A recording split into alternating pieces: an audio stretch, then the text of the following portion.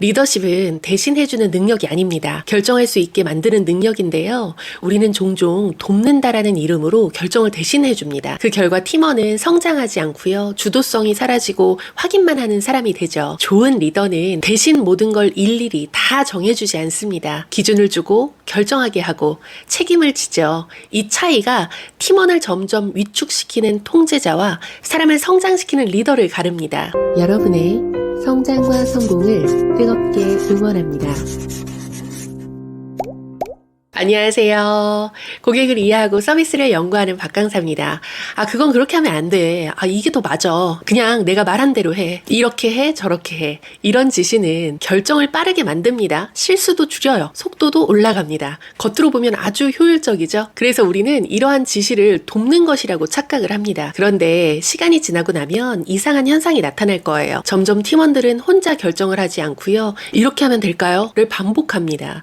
작은 일도 하나하나 확인을 받으려고 할 거예요. 결국 사소한 판단까지 다시 리더에게 올라옵니다. 속도를 위해서 대신 정해줬는데 어느 순간 일이 더 많아지고 나는 점점 혼자 다 하고 있는 느낌이 들 거예요. 왜 결국 리더가 다 해야 하지? 이상하지 않나요? 그렇게 자세히 알려줬고 그렇게 조언을 했고 그렇게 대신 판단해줬는데 왜 그토록 팀원들은 점점 스스로 결정하지 못하는 사람이 되어갈까요? 사람은 반복되는 경험에 적응을 아주 잘합니다. 결정을 대신해주는 경험이 반복되면 결정 자체를 포기하고 맙니다. 딱 시키는 일만 하는 인원이 남을 뿐이죠.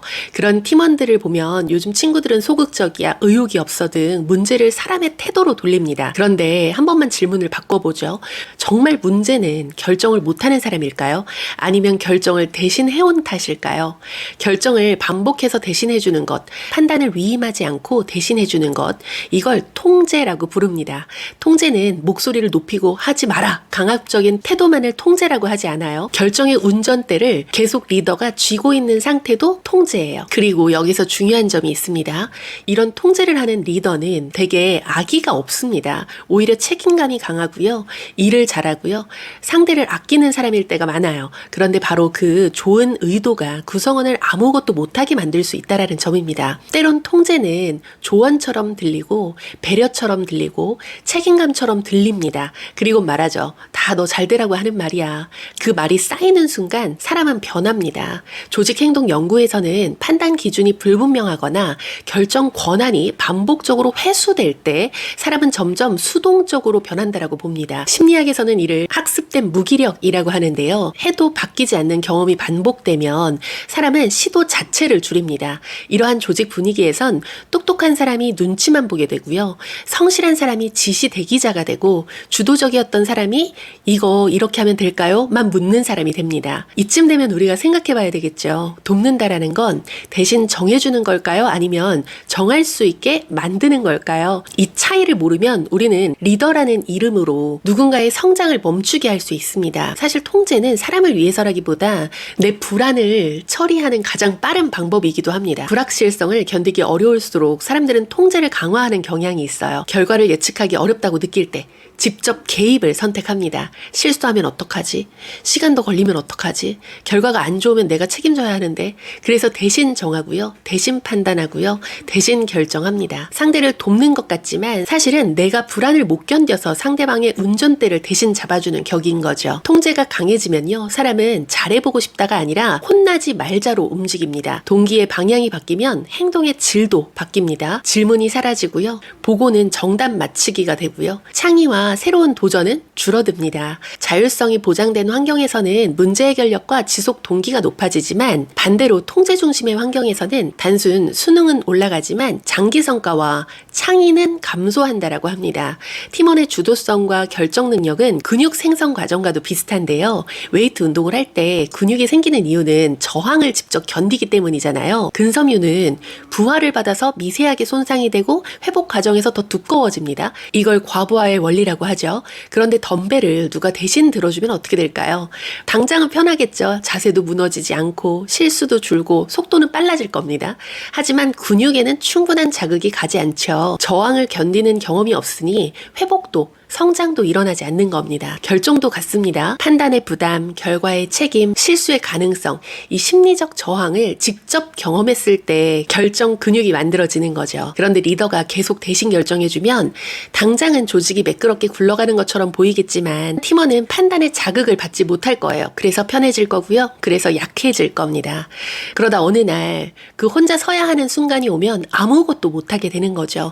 그때 통제했던 사람들은 이렇게 말할 거예요. 봐라, 이건 내가 도와줘야만 하잖아. 그건 증명이 아니에요. 결과죠. 계속 대신 들어줬기 때문에 근육이 붙지 않은 겁니다. 너 잘 되라고. 이 말은 때론 상대를 성장시키는 말이 아니라 상대를 묶어두는 말이 되는 겁니다. 또 통제가 항상 나쁜 것만은 아닙니다. 위기 상황이나 시간이 절대적으로 부족한 순간이나 법적, 재무적 리스크가 큰 결정에는 위기 대응을 위한 일시적 통제는 필요합니다만 그것이 기본 운영 방식이 되면 조직은 성장하지 않는다라는 것이죠. 결정이 근육 생성 과정하고 비슷하다면 통제는 마치 응급처치와도 같아요. 응급처치로는 살릴 수는 있지만 강하게 만들 수는 없는 것처럼요. 결국 사람이 스스로 움직이려면 이 세 가지가 필요합니다. 내가 선택하고 있다라는 느낌, 내가 할 수 있다라는 느낌, 그리고 함께하고 있다라는 느낌. 그렇다면 리더는 무엇을 해야 할까요? 리더가 해야 할 일은 지시를 줄이는 것이 아니라 결정의 네 가지를 제대로 전달하는 것입니다.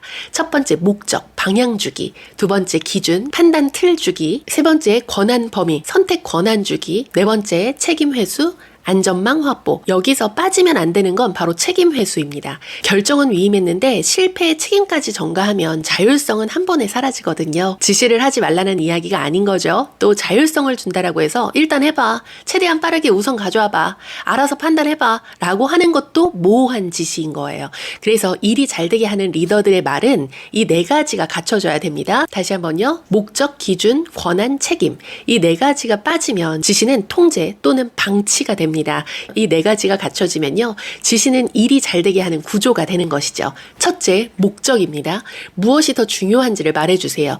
이번 건은 일정이 촉박해서 완성도 100%보다 마감 준수가 더 중요해. 지금은 비용 절감보다 리스크 최소화가 우선이야. 이번 분기 목표는 매출보다는 재계약 유지입니다. 그 기준으로 판단하세요. 목적은 그냥 열심히 잘하자 라는 말이 아니라 우선순위를 정해주는 말인 것입니다. 두 번째, 기준입니다.